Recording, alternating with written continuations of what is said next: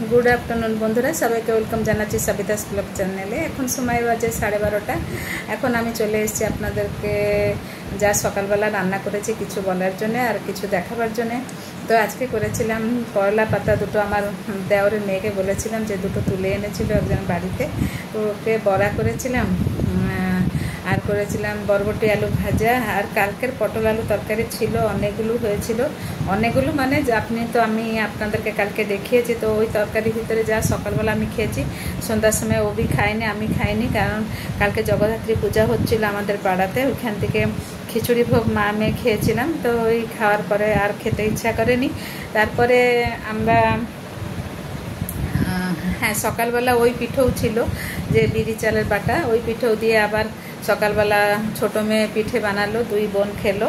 ওই পেঁয়াজ আর কি ধনে পাতা কাঁচা লঙ্কা এসব দিয়ে দোসা বানায়, ওইরকম করে সস দিয়ে খেয়েছিল। আমারটা আমি রেখে দিয়েছিলাম, আমি গরম গরম বানিয়ে খাবো। তার পূজা টুজা করলাম, তারপরে আমার খেতে খেতে 11টা। আমি একা খাইনি, আমি আমার দেওরের মেয়ে দুইজনেই খেয়েছিলাম। মুভি বলছিল বড় মা খুব ভালো লাগছে খেতে। তারপরে আমি বড়াটা বানাইনি, ওদেরকে বানিয়ে তো দিয়ে দিয়েছি, আমি রেখেছি। আমি যখন ভাত খাবো তখন গরম গরম বড়া দুটো বানাবো। আর করলা পাতা বড়া বন্ধুরা খুব ভালো লাগে। নাহলে আমি করলা পাতাকে বি ছোট ছোট করে কেটে আলু গুঁড়ি গুঁড়ি কেটে যখন ভাজি তা দিয়ে বি আমি ভাত আমি ভালোবাসি, খুবই ভালোবাসি দিতো, করলাও ভালোবাসি।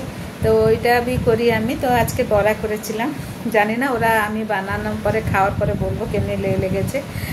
আর এই বড়াগুলো কি না একটু গরম গরম ভালো লাগে, কিন্তু মেয়েরা যখন খাবে তখন তো ঠান্ডা হয়ে যাবে, ওরা খেতে খেতে টিফিন দুটো হয়ে যাবে।